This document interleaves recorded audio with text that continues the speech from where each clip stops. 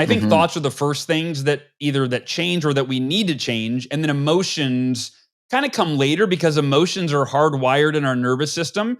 So if you've been feeling depressed for 6 months like I was, that depression lingers, right? Like you wake up and you feel the way you felt yesterday, right? But then as you shift your thinking, which generates new emotions, you start to replace the detrimental emotional states, the fear states, the depressive states. You replace those with optimism and excitement and hope and clarity, right?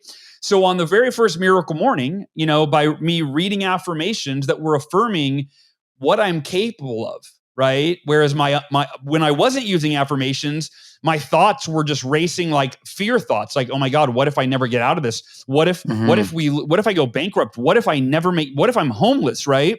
Well, affirmations are my favorite of the savers because I get to articulate down to the letter exactly what thoughts serve me, what behaviors serve me, like what I'm committed to thinking, doing, changing, etc. And then every day when I'm feeling fearful, and we can get into there, I'd actually love to take a few minutes and we can do it now or later, but to talk about affirmations specifically, because I think they're the most misunderstood and literally arguably the most effective form of personal development. Is now a good time? You want to spend a few minutes on that? Yeah, let's dive into it. Okay. Yeah, we can dive into all the ones that you think need attention. So the problem with affirmations, the way that they've been taught to humanity, to people for a long time, is we're taught one of two fallacies. One is affirm something that is not true as if it were true. So if you're struggling financially, just say to yourself, I am wealthy. I am wealthy, and just say it and just feel it and believe it. Now, there might be merit in that, Mark, but my experience is the truth will always prevail. And if you're saying something that you do not believe as true, or that literally is not true, right? You look at your bank account balance and you're like, dude, I'm broke. Definitely not wealthy. Yeah. And you pull out affirmations, you're like, I am a millionaire. I am a millionaire, right? I am a liar. Yeah. Your subconscious literally is like, no, you're not. And you're creating an internal conflict as if we don't have enough of them, right? You're creating one. So the truth will always prevail. And I don't think lying to yourself is ever the optimal strategy.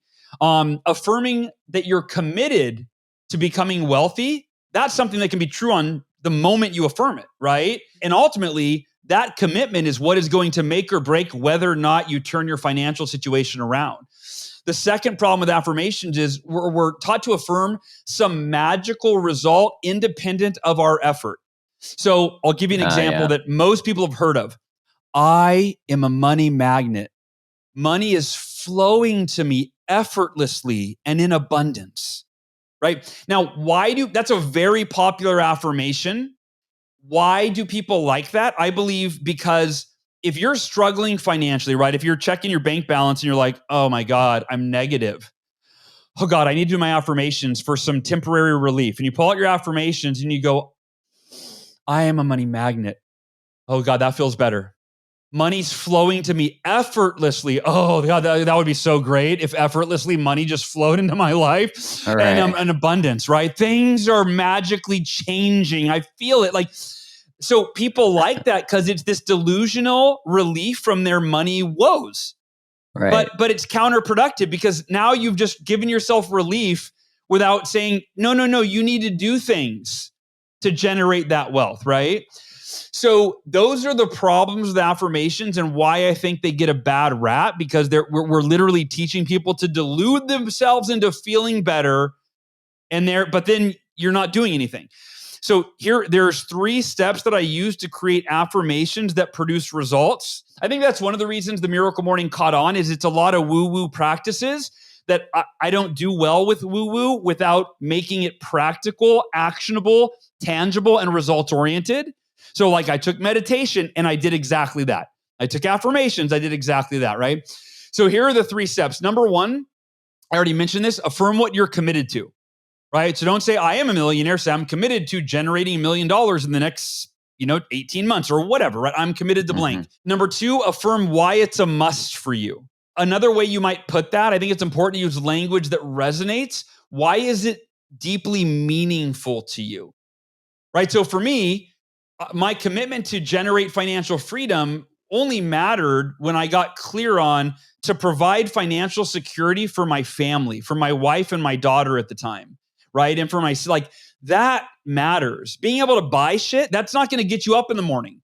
But if you can find the why that is so meaningful to you that you're willing to do whatever it takes, even if you're not motivated on any given day, like, it doesn't matter. I'm committed because of these reasons. And there could be more than one. You might have a bullet point list of 3 or 4. And then the third is, which specific actions will you take and when?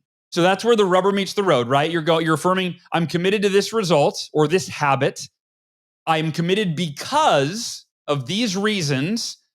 And so therefore, I will wake up every day at 6 a.m. and I'll like, for example, when I was writing the Miracle Morning, I was committed to writing the Miracle Morning by December 12th, 2012. That was the published date, right?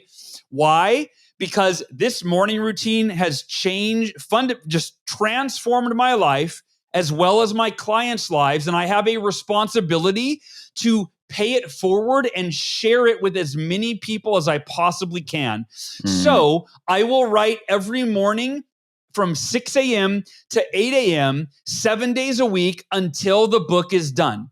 Damn. And here's the thing.